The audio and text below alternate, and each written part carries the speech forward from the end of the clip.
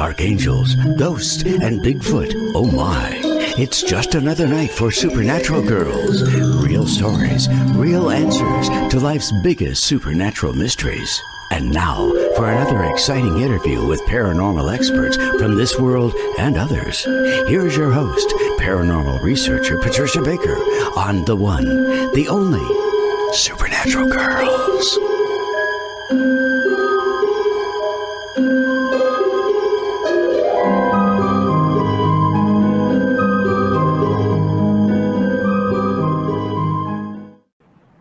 Welcome, everyone, to another exciting episode of Supernatural Girls. I am here with my co-host, who still has her beautiful background, and I'm without mine, but what can I tell you? PK. The good girl. You have it. You got to work at it. I have to figure this out. It's been driving me crazy. But anyways, we're so glad to be here. My gosh. It's snowing outside where I am. It's probably beautiful and sunny where you are in Tucson. Well, it is sunny, but it's a little chilly today. Oh, okay. Enough that I have to wear a sweater. Oh, my God. In Tucson. Yes. That's unheard of. Well, I want to remind everybody to please follow us on all our social media. We're on TikTok. Subscribe to us on YouTube because you can see us there live every week, and everything else, Instagram, Facebook, you know the drill, but please follow us. We're going to be doing some even more exciting things starting right now because we have a tremendous guest that we've missed for the last couple of years. And he's been busy. He's been very busy, and we're going to find out what he's been up to. But first, let's find out about the numbers. Well, it's a new month. It's a 3-month, which is all about optimism and great ideas. And the best part about it is you can take inventory of what you want to continue or eliminate right now. It's a perfect month that's going to teach you more about yourself and others, which you're going to take a bigger time out to look at what you need for yourself. You're going to be given answers at some time during this point in time. And the best part of the month is that it's going to find you're being very creative. There's a luck factor that goes with it. And it's especially so if it's your birth month. And I have a few friends that it is their birth month. So be creative and a good communicator.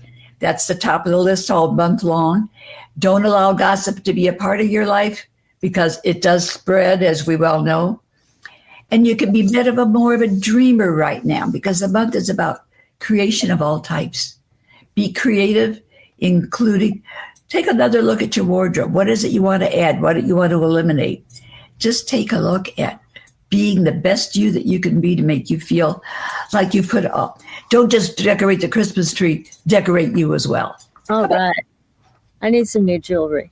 Well, that's not a bad idea. I wasn't thinking of that. I was thinking, okay, jewelry's the name of the game. Fun, you know us. We force ourselves into that. I know. But do be very cautious of any gossip that goes on. If you hear it, don't join in and don't try to challenge because it's going to be like a bouncing ball. It'll come back to you. Let it go. Don't need that. Okay. Nope. It's gone. We're not going to participate in that, are we? All right. Talking about you then. Go ahead. Good things only. Well, our guest is absolutely one of our favorite people. He is so talented. He's a writer. Oh my gosh. He's written so many wonderful books, and he has a new book. And we wanted to have him here, of course. There it is. The original. So I know, look at that. It is stunning.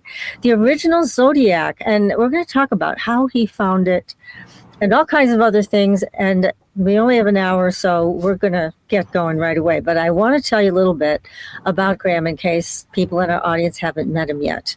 He is one of Britain's best-selling nonfiction authors.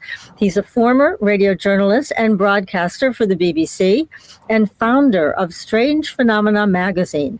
He is an historical investigator of unsolved mysteries, the author of many books, including The Templars and the Ark of the Covenant, The Lost Tomb of King Arthur, The End of Eden and Atlantis, and The 10 Plagues of Egypt. Graham lives in the Midlands of England, and he's here with us right now. Graham, welcome to the show. Hello, I look very strange and red on this. Please excuse the weird You lighting. look fabulous. You look wonderful. You do, and it's great to see you. You're amazing. You know what we tell everybody about you, that if you are trying to disappear into the world, you don't want Graham Phillips tracking you because he will find you. He will. For sure. And this is true about you because you unearth the most amazing mysteries. You solve them. You bring them to such a great conclusion.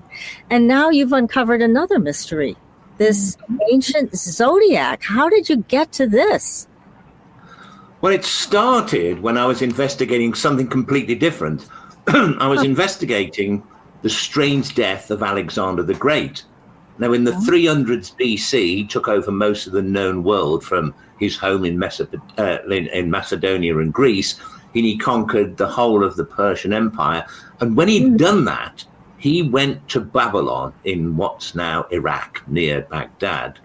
And he was having a kind of celebratory party with all the people around him that he knew and trusted, his various wives and his generals and so on.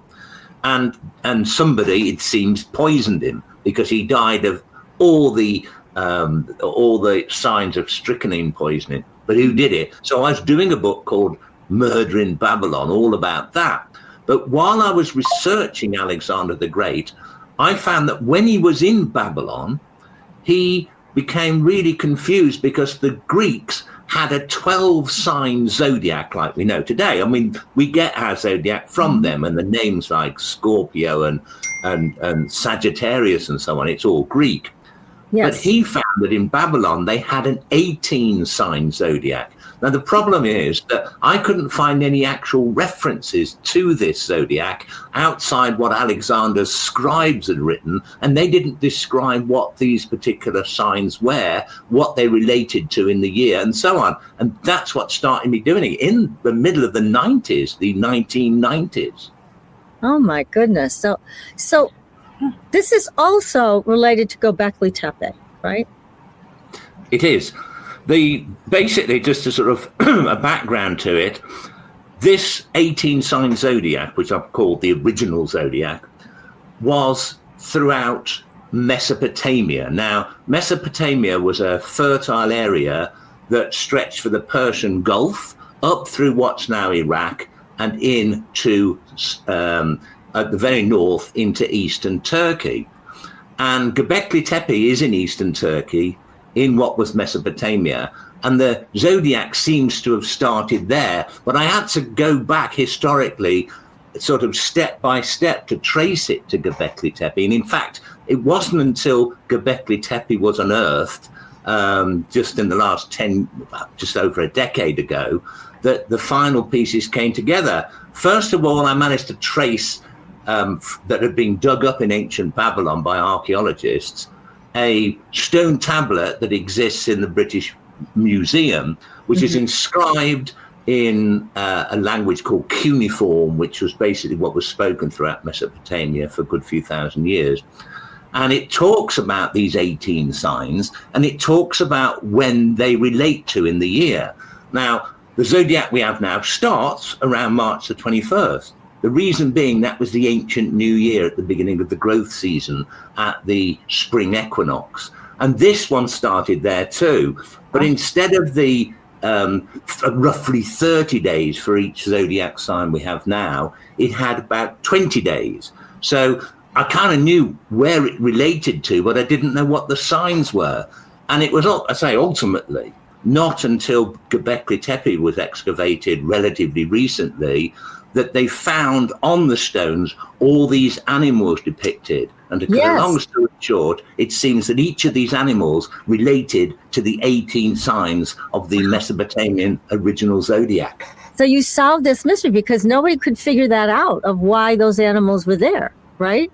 Absolutely. They couldn't figure it out. You said the thing is, the archaeologists at Göbekli Tepe had one half of the clues. Cool, we've got all these amazing animals. I mean, this is 12,000 years old.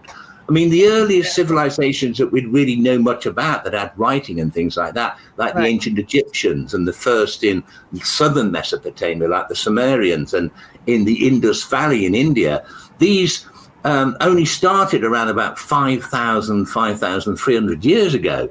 This goes way back earlier. And nobody knew until Göbekli Tepe was excavated that people that long ago, which was really just at the end of the last ice age, they thought people were still they were living in villages, in nothing but mud huts, people thought.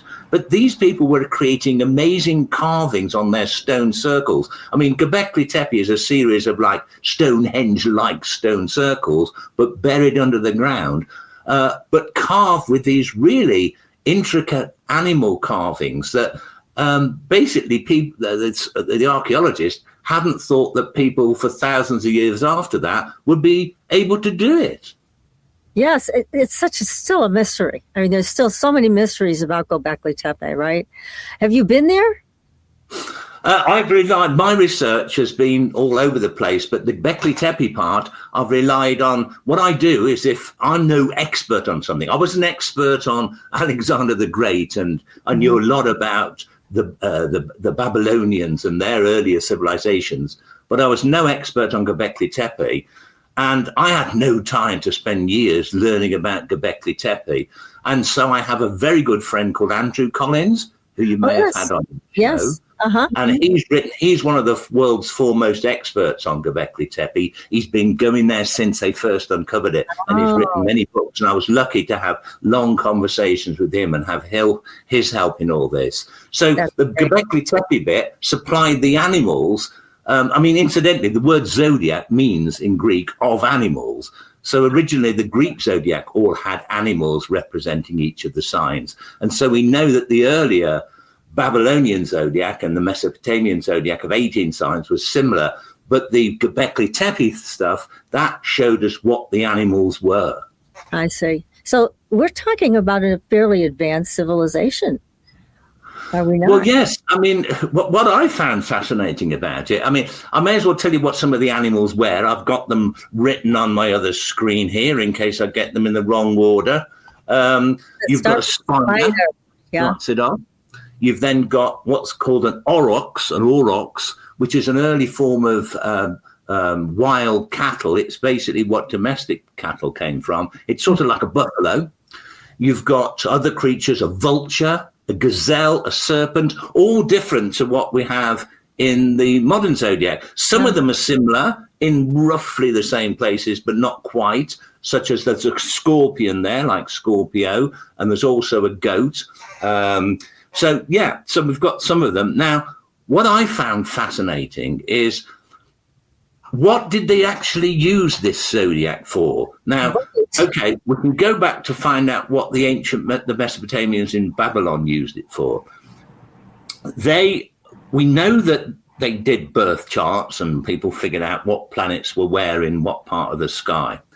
But none of that was actually really, or any writings about that have been lost. So we only knew what the sun sign was, how they did sun signs. Now, for those who don't know all about astrology, what is a sun sign? Okay, the zodiac is an imaginary band of sky that goes, imagine you've got the sun in the middle, and you've got this imaginary band of sky there, and you've got the earth somewhere here, and that is where all the planets and the sun and the moon there. So as seen from Earth, the sun, because all the planets and the moon go round the sun in roughly the same plane, as observed from Earth, each of these heavenly bodies are only ever seen in one of the 12 zodiac signs we know now.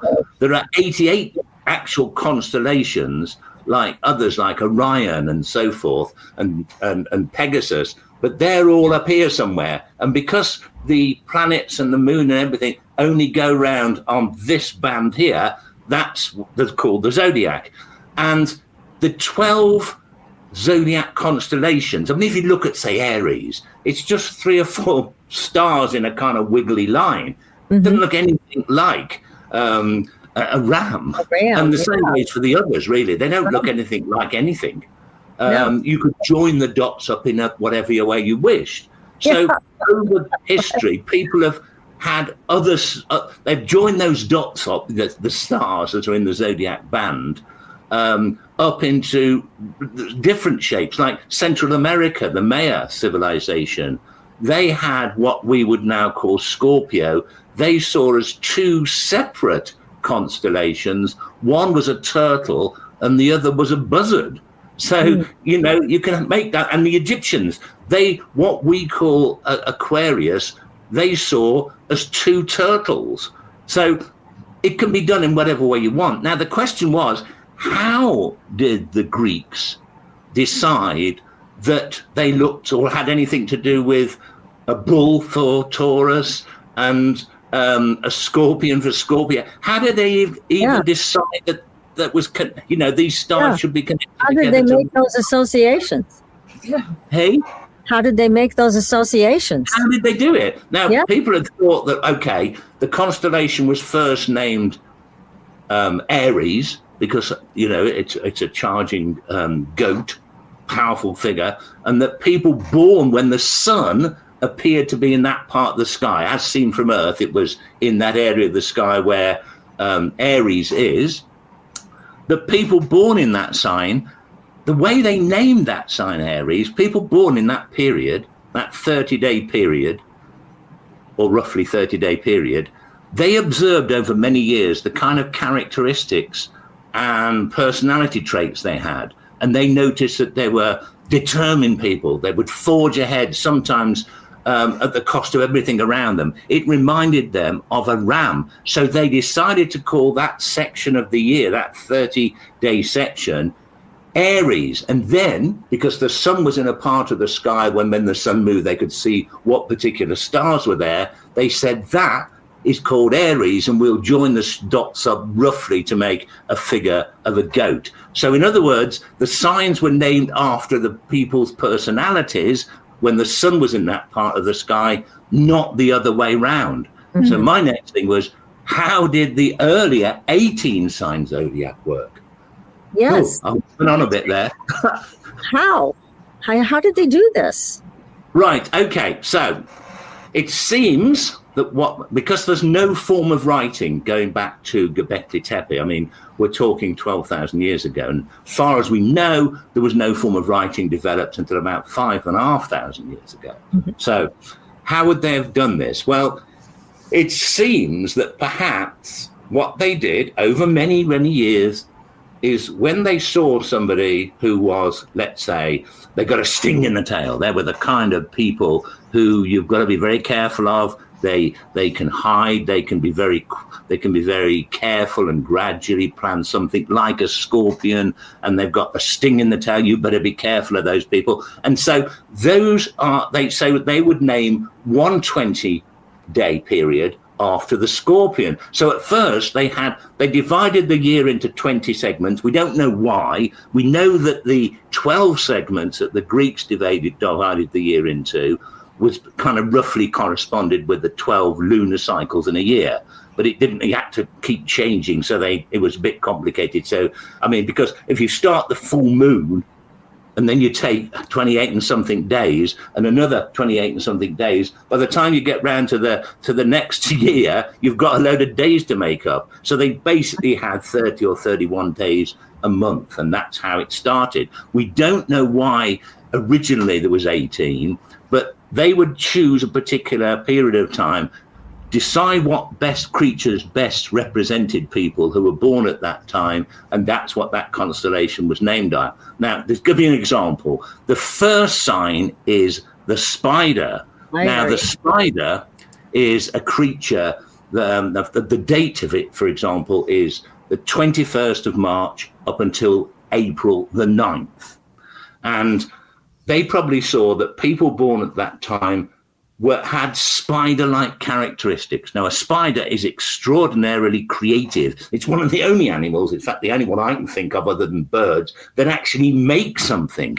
Yeah. I mean, birds make nests. Spiders make all sorts of different forms of webs, and they're very clever. So somebody who's creative was represented by the spider. The spider is more of a solitary creature, and not like insects that tend to live together, like swarms of bees, hives of wasps, and whatnot.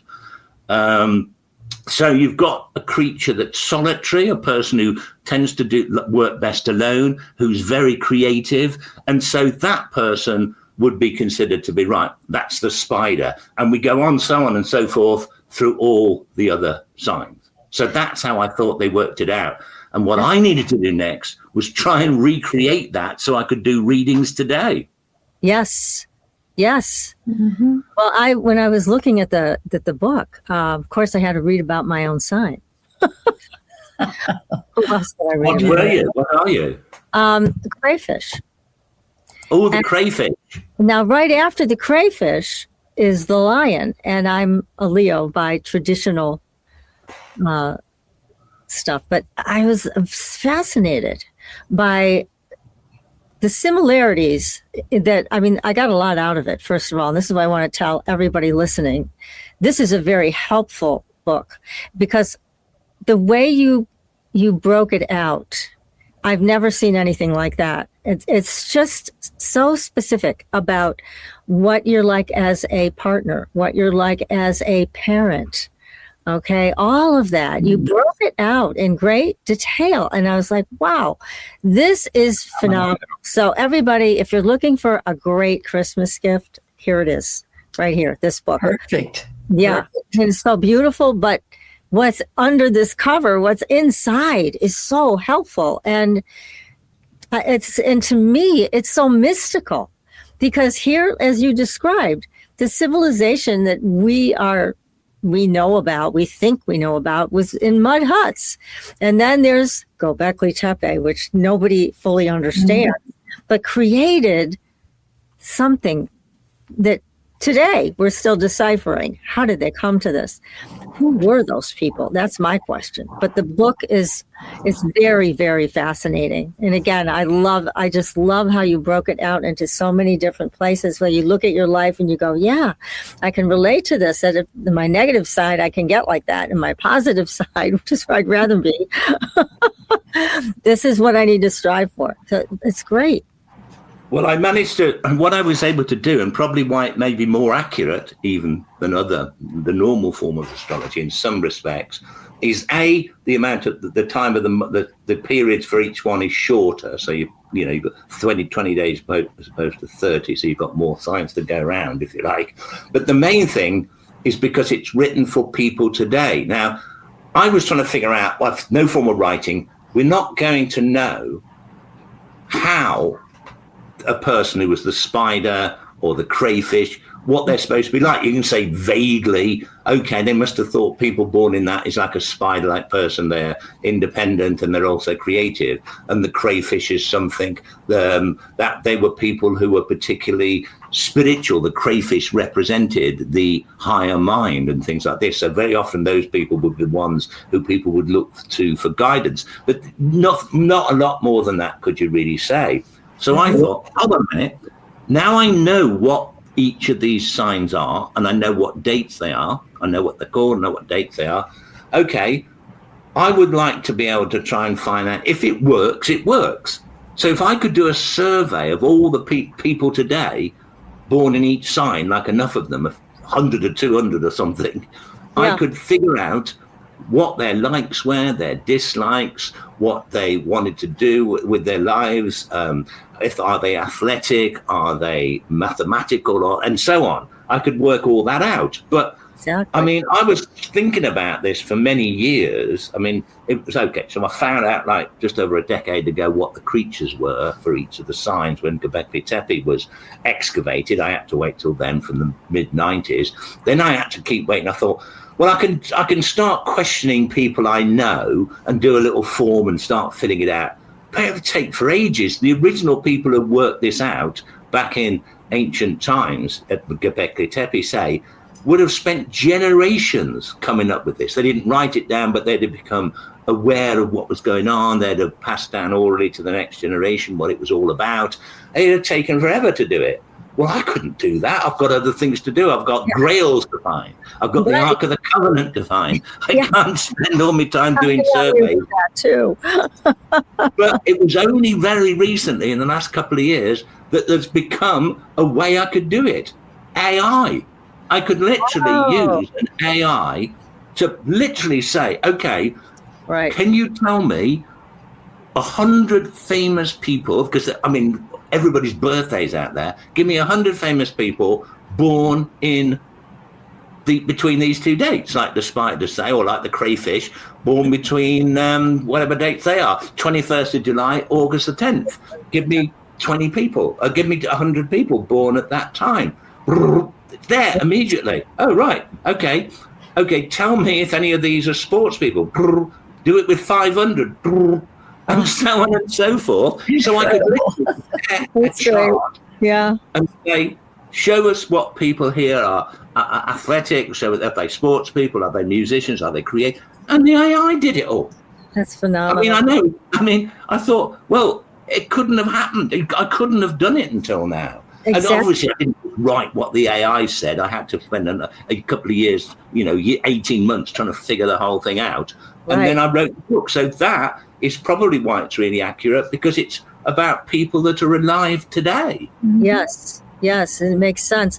But again, I keep thinking, Graham, who were these people? Who did it? 12,000 years ago?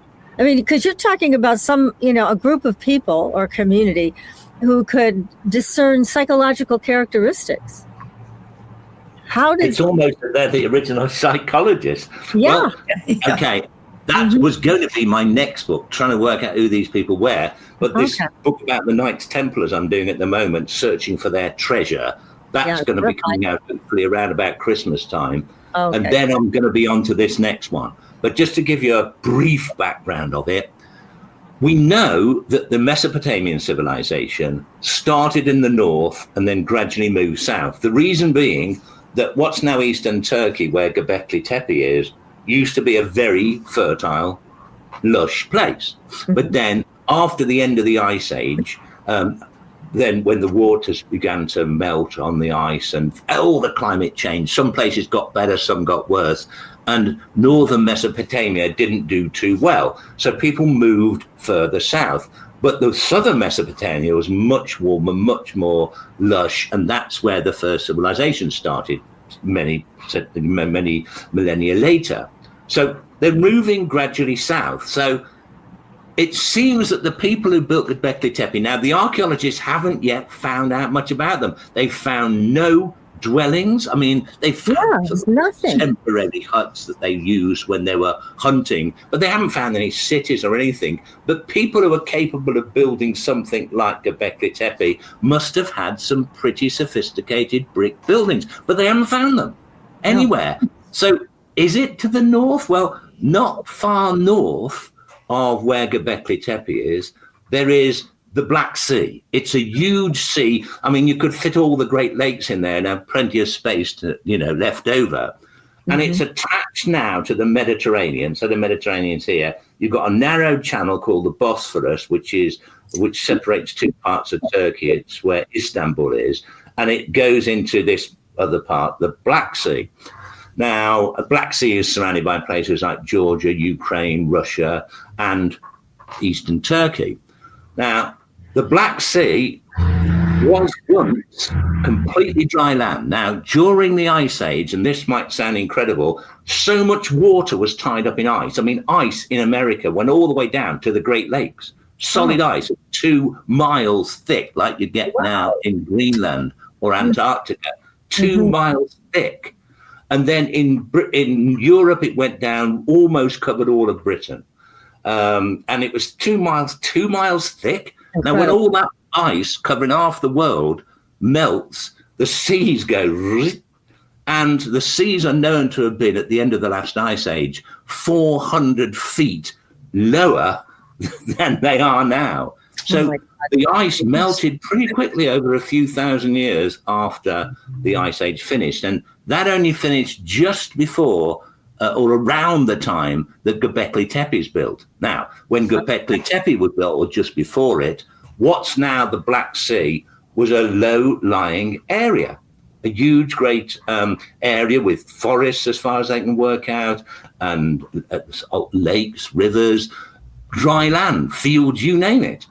And separating the Black Sea from the Mediterranean where the Bosphorus now is, this channel, there was a kind of 5 mile wide kind of natural dam. It was about 3 miles thick, about 5 miles wide, and it separated, as the waters started to rise in the Mediterranean, it separated the Mediterranean waters from this low-lying area about 200 or 300 feet lower, the other side in the Black Sea. As the ice, there was more and more melting ice. Eventually what happened is the water started coming over this natural dam. And it wasn't long before the power of the water broke it. And there was something that's estimated to be 100 times larger than the Niagara Falls, with millions and millions of gallons pouring over it every second, that flooded this area over a period of maybe only a year or two. So any civilization that was there, which was possibly the people that then had to escape, the ones that didn't die in this calamity, managed to become the people who built Göbekli Tepe, and after that, when climates changed, they disappeared or they merged into the civilized, the peoples who are further south. So the Black Sea, because it's deep and it's a right mess, it's very difficult to see what's down there. And imagine this water would have destroyed anything. I think there was a civilization there that the people from Göbekli Tepe were the last part of. And I think it's something that's remembered in Mesopotamian legend. There's the legend of Gilgamesh, and it's written down in their earliest writings about a man who basically is involved in a great flood that, as far as they were concerned, covered the world. And it was that story that was then taken into the Bible and becomes Noah's flood. And I think that is probably what happened to the people who were the early Göbekli Tepe civilization. They were destroyed in Noah's flood. Wow, that's perfect. Incredible Explanation for what was going on back then. But let me ask you again, because I just can't stop thinking about this with these people, who they were. They also covered it up, right? They covered up Göbekli Tepe. They did when they moved on. There was they keep finding more of them, but I think, as far as I know, there's quite a few stone circles, about the size of Stonehenge, which, I don't know, each of the stones is about maybe 12 feet tall or something. And they're huge, wide, and great big thick things. And they're in a circle. They're not exactly like Stonehenge because they're like T-shaped, a lot of them. But it's like imagine a sort of Stonehenge type thing, but with better shaped stones, made originally really square shaped, right? Stonehenge wasn't that well made compared to this. They're all well squared off originally, and obviously over the years, it's got more damage, but you can see it in some of them. They're still very well preserved. Okay, stone circles, and they had a number of them. And around these stone circles, they built like these walls and things. And they did other things there too. They cut down into the ground, into rocks, and created what looked like what people describe as plunge pools. They're like filled with water, and they were used for some maybe ritualistic purposes. Maybe they were just to contain water that you drink, but they were making these other things too. Then, when the time came for them to leave the area because of climate change that I mentioned, what they decided to do was literally to bury all of these things. I think they probably thought that they were coming back at some point, and they didn't want them destroyed by the weather or by other hostile tribes who were going to come along and knock them down or whatever. And of course, they never came back. So what was left there was like this hill, that is what the name Tepe is. Like, I think it means a hill of some kind. And that was all that was left there, this Tepe, this hill, which nobody knew what was under it until relatively recently. Yes, exactly. Amazing.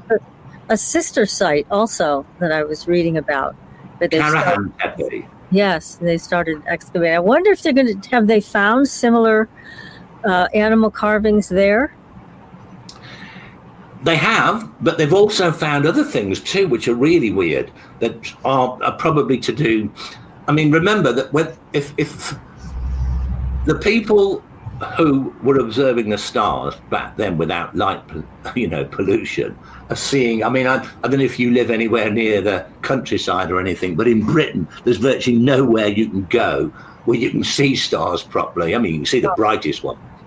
But if you go out to the middle of nowhere, I mean, probably the only time I've ever seen a proper sky is when I was stuck in the middle of the Arizona desert once. Oh, there you are. Like, wow. Yeah, That's right. that's what the sky is supposed to look like. But you can see easily the planets and how they move around and all that sort of stuff. Right. And the main thing that you see up there is this huge, great kind of Milky Way, which you don't see where I am here in the middle of a city, Birmingham in the centre of England.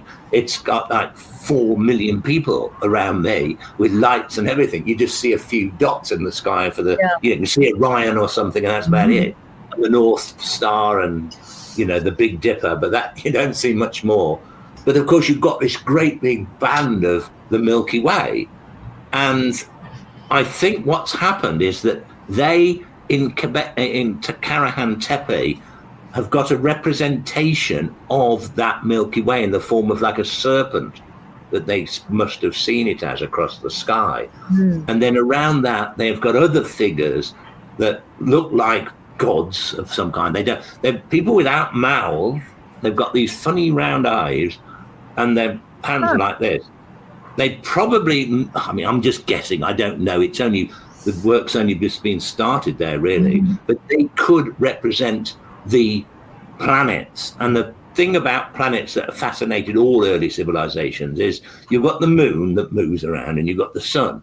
All the stars stay in the same relative position to each other. And as the Earth rotates, or as they would have thought it, as the sky moves, all these stars stay in relative the same position to each other. The Big Dipper always looks like a Big Dipper. It doesn't start moving around.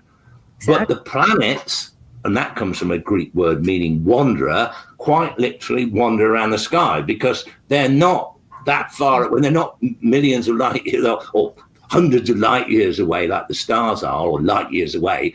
They're within the solar system and they move around. And they would have obviously, like most, I would have guessed anyway, like most ancient civilizations, like the Romans or the Greeks, would have considered these wanderers, these planets, to be gods. Like Mars is a Roman god, and Jupiter is, and so on. And I think that these creatures that they're finding there, which seem to be like huge, great chess pieces that they could move around on a board. So I think what Karahan Tepe might be, I'm sure that people working there, the archaeologists will say this is too speculative, but they were kind of movable. Some of them are small, some of them are bigger, movable figures representing the planets that they moved around on an area that represented the sky with the Milky Way as a serpent in the middle of it. So I think this is where they were plotting the planets, either to say, right, Mars is there now, or Mars is in that constellation by the Spider, oh, that's not good, or whatever. Yeah. Oh my gosh, this is so much to take in. It's brilliant the way you think about this. I mean, I would just think, oh, they were extraterrestrials. I mean, who else could have done this? Because there was nobody in the population that was that advanced. But like you're saying, there might have been this other civilization to the north that did all of this.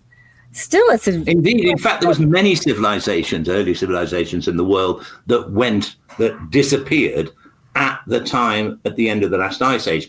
I mean, okay, archaeologists and historians, the bona fide ones in universities, will not believe in things like Atlantis and all that.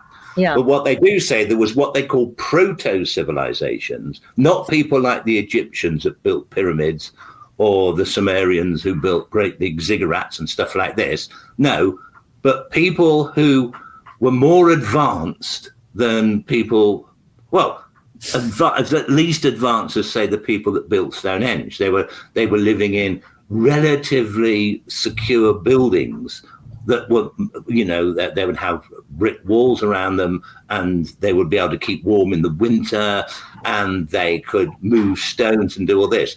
And that these proto-civilizations got going at the end of the last ice age. See, first of all, when the ice age finished, the sea levels basically went up a bit and then stopped.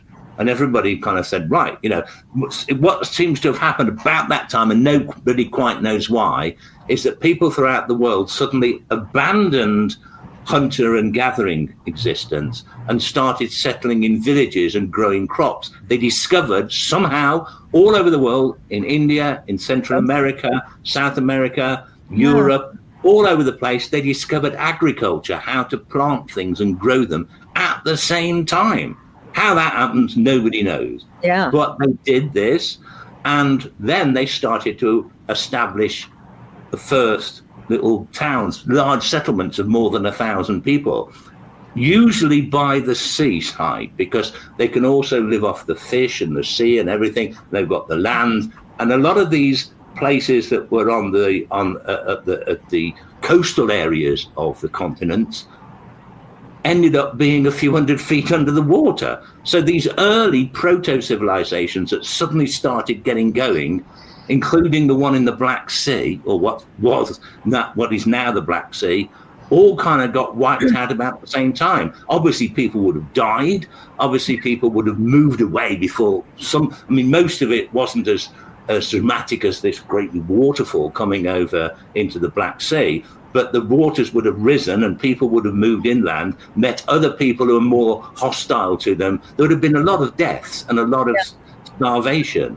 And so a lot of civilizations throughout the world probably did disappear at the same time, around 12,000 years ago. How strange. Now, has anybody thought to take a look in that area in the Black Sea? I know you're saying it's rather difficult to see. Well, it's only been in the last few years that it's been possible. I mean, now just on the north coast of Scotland is the Orkney Isles. I think, did I talk to you before about the civilization that may have existed off the north coast of Scotland when I was on before my book, The Mystery of Doggerland? No, maybe not. I don't recall.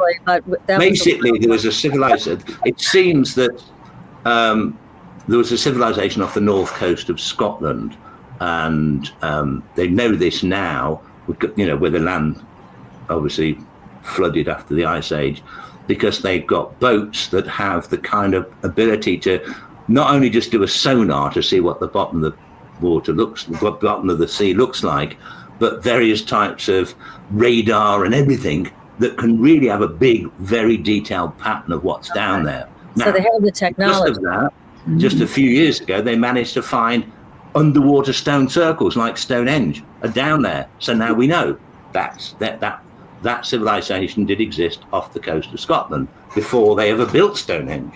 Okay, now you'd think, so it's just in the last few years we could do the same in the Black Sea. It's a war zone, unfortunately, between Russia and Ukraine. No one's going to go anywhere near the place. It's going to go there now. So we're going to have to wait, unfortunately. Yeah. Oh my goodness. Yeah. Just think, like, what could be down there? It could be amazing. Fascinating. Yeah. And you have this amazing mind where you figure all this stuff out. I mean, I follow you there. And I'm like, how this? I'm in awe of what he comes up with. Yeah, because it all makes sense. It all makes perfect sense. Mm-hmm. And yet it's nothing I would ever think of. But you put the pieces together in this puzzle. It's so much fun. I mean, really, it's so much fun to hear you talk about all of this. Oh, definitely. I think what I do, you've got a lot of academics that know far, far more about things than I do, like academics and people know far more about Göbekli Tepe than I ever know. And people know far more about Mesopotamian civilizations like Babylon than I'll ever know, and so on.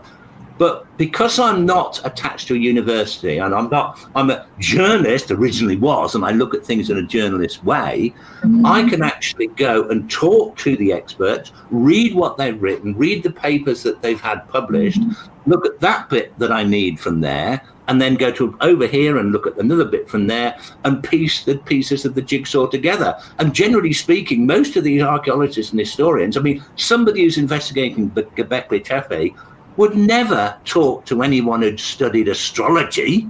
No, they wouldn't have the time for a start. It wouldn't occur. But I can do this. They wouldn't. And that's how I put it together. Yeah, well, you have an open mind too, and so you embrace a lot more subjects, and I think that creates a better outcome because you're not narrowed in. Like you said, you're not attached to university. You don't have to go by a script and promote an agenda. You are open to what is the truth. And that's why you are able to do this so beautifully. Definitely. And so it really is fun to listen to you talk about how you explored all this and then understood this is where it could have come from. It's great. And really, Göbekli Tepe, to me, is the biggest mystery. And I can't wait to hear more about the excavations there. Although I don't think that's going to give us the answer. I think you're going to give us the answer. Oh, well, thank you very much. More strange things, and you're going to put it all together. So I can't wait. I really can't. It's exciting. But I also want to talk about your other book, because you have that, you said, coming out this month about the Templar treasure. I'm hoping to get it out for the new year because I'm self-publishing that. Because the thing with publishers, great as though they are, it takes about 2 years from when you eventually have the book finished until they bring it out. They've got so many others to get out and so on. True. So I brought out a book self-published the year before last, and the fact is I'd finished writing it, and 3 weeks later it was available on Amazon, published through Amazon. And then, okay, people can't get them in the shops, but 80% of people will buy them on Amazon or something similar. That's right. They won't be going around shops. Unfortunately, if I'm going to do a book now about, say, the treasure of the Knights Templars, and I think I know where it is, but that'll have to wait for the next book to come out. But the thing is, if I was doing that with an ordinary publisher, they would start promoting the book and talk about it to people, and everyone would know where this was 2 years or a year or so before it came out. Yeah. I know friends of mine who are historians that write books, and they said, by the time it comes out, other people have stolen all my ideas or got ahead of me, and it's all out there. And by the time mine comes out and I get all the publicity, even though I was the first one to do it, people are saying, oh, that's old news, isn't it? We don't want to know about that. Well, that's and a very good point. Up with things now so fast because of the internet and so on. So it's self-publishing for me from now on. I mean, I've been published by all sorts of publishers all over the world, some of the biggest ones like Macmillan and Random House, but none of them. It's all the same with all of them. It takes a long time for them to get it out. It does. You're right. I know. It's. And also, you probably have things move so quickly. All your information is probably out of date anyway. Yes. Good point. Right, so now, this book that you're publishing yourself, when can people get it? Well, I'm hoping to. I'm writing it now. I was writing it just before I started speaking to you, and I shall carry on writing it right after speaking to you. So that's, and I'm hoping to get it finished with myself and my friend Jodie, who've written another book together. We're both doing it together, and she's doing some of the work I'm doing, other parts of it. And we've done all the research. We know what we've found. It's ready to be published. All I've got to do is finish writing it, and that should be in the next couple of weeks. Wow, Then is lay the whole thing out with all its pictures and everything else. And I'm hoping to get it out for Christmas, but if not, it'll be the new year. That's wonderful. I don't know what I'm going to call it yet. It'll be something, the Templar Treasure or the Treasure of the Templars or something. Yes. And so you have an idea of where it is. You think you know. See, everybody's got to buy this book now, too. Now you have 2 books.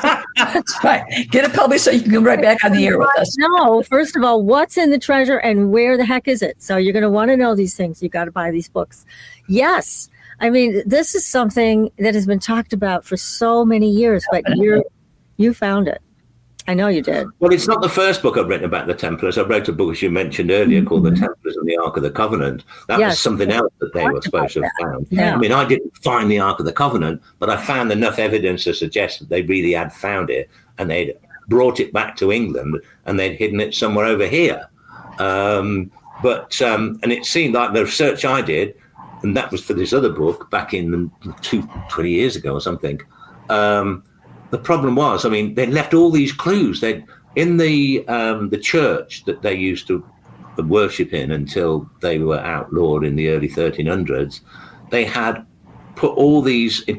The Black Death. They lasted longer in Britain than in other places, and they were still going here in the middle of the 1300s when the Black Death swept the country. They knew that they were going to die. It was wiping out entire villages. Imagine living at the time. You hear somebody manages to kind of get close to the village and has to shout because no one's going close to each other. Oh, the next village along, there's only 3 people left alive. I mean, this is coming, and they thinking that they're going to get wiped out at this place called Burton Dasset, which is not far from Stratford-upon-Avon, where Shakespeare was born. Right. They knew their end was coming, and so what they did is they hid whatever they had, their treasures, which included this thing that seems to have been the Ark of the Covenant, or at least they thought it was. And then they left all these clues on the wall that would only be understood by other Knights Templars that had survived when they came there. Sensible idea. Mm-hmm. The problem was that no Templars came. They were all wiped out, the ones that had any idea about this treasure at all. And so what happened was that over the years, this church was still there. It was all plastered up. Nobody knew that these particular paintings still survived. There was rumors that in this church there had been left clues as to where this treasure was, but it wasn't found until the end of the 1800s, when they decided to remove the plaster to fix the church up. It was getting a bit dilapidated, and they found what remained of these murals written all over the walls that seemed to suggest where this ark was hidden. And cutting a very long story short, I managed to follow it so far, but there was so much damage done to all this, all these wall paintings, that we couldn't take it all the way. But one place that I thought some of this treasure must have been buried, we got archaeological excavation there. We had a guy doing geophysics, in other words, radar that looks under the ground to see what's there, and they could tell there was a building down there, and it dated from the right time. Well, the problem was a lot of it was knocked down in the 1950s by a building company to make way for a road. We traced up the building company. That's horrible. He suddenly became extraordinarily rich. Oh my God. Then when he died, he left all his property to the Freemasons. So I'm trying to get them to say more about it. But that was the Ark of the Covenant. There you go. Incredible. It is such a wild thing. And yeah, I mean, you never know who's going to end up with these artifacts and treasures. True. Probably people have never expected to went in looking for them. Yeah, maybe so. Well, I hope maybe I can put something like that in my backyard. I don't know. In your backyard, yes, I can believe it. Yeah, maybe there is something back there. But this is so exciting. This is exciting stuff. I can see where you would stay up at night just thinking about this. You and Jody both. I mean, this is just incredible. Amazing. It's just finding that. Now, what do you? We only have a few minutes left, but what do you think's in the treasure? Do I think what? Sorry. What do you think comprises this treasure? What's in it?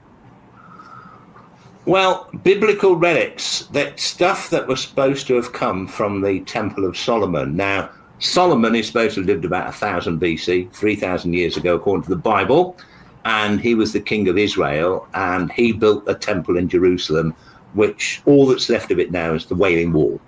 You know where people worship in Jerusalem. And the Knights Templar, during the Crusades, in the 1100s, when the Christian armies of Europe were battling the Muslim armies of the Middle East for possession of Jerusalem, because it was a holy city to both of them. And during this time, when the Europeans managed to, for a time, occupy Jerusalem, they created what's known as the Kingdom of Jerusalem, which is basically what Israel covers now. And the Knights Templars were set up there as a kind of military organization to guard pilgrims who were on the way to the Holy Land. So they had access. They had access. They had access. The King of Jerusalem, he was a guy that was appointed by the Pope, basically, or he was elected, but also appointed by the Pope to rule this Christian kingdom in the middle of all this hostile area of Arab forces. And this King of Jerusalem said to the Templars, I want you to kind of be my bodyguard, basically, and I'll billet you. Your barracks are going to be in this area here. And the area he chose for them was what was the Temple of Jerusalem, built by Solomon. And the Bible tells us he was a really rich guy. He had all sorts of stuff. And this is what the Templars are supposed to have found when they were building the foundations for their fort in Jerusalem. And it included not only great treasures and gold and diamonds and that, supposedly, it also included holy relics, like the Ark of the Covenant and other things like the sword of David and things like that. Oh my gosh. Wow. Well, will you come back and talk about your book when it's available for sale? I would love to. Okay, I'm going to talk to Gail and we'll make a plan based on the publication of the book. And Graham, thank you so much for. Oh, no, it won't be Gail, not for this one. This will be one I'm doing myself. Okay. She only does them for Inner Tradition. Okay. Well, I actually sent this book to Inner Traditions and they didn't want it. Oh, you're kidding. Who did that? Fools that they are. It's not Gail. It's people who decide what they're doing actually in the editorial department. Gail has good insight. She would have known this is going to be. Oh no, Gail would. No, Gail's got great insight. That's right. That's right. But thank you so much. So we will stay in touch. Please let us know when the book is going to drop, and then we'll have you on when it's convenient for your schedule. And we'll try to talk Bill into another daytime. I'll see if he can do it. But anyway, it's such a pleasure, Graham, and congratulations on this beautiful book. Bill, can you put it up one more time so everybody can see it? I don't know where Bill is. He's got to sleep. Anyways, it's called the original Zodiac. Yeah, that's right. We need the Zodiac book so that everybody can see it. It's gorgeous. A great Christmas present. Everybody buy it. You will be very, very excited to read about your own sign and your families and friends. So we will be back, I think, next week with our producer. God bless us, right. And we'll have another great show, everybody. Stay safe, and we will see you on the Blue Highway. Thank you, Graham. It was delightful, as always. Pleasure being on again. Lovely. It's great. Thank you. Lots of love to you and Jody. Keep up the great work. Definitely. Okay. Good night, everyone. Good night.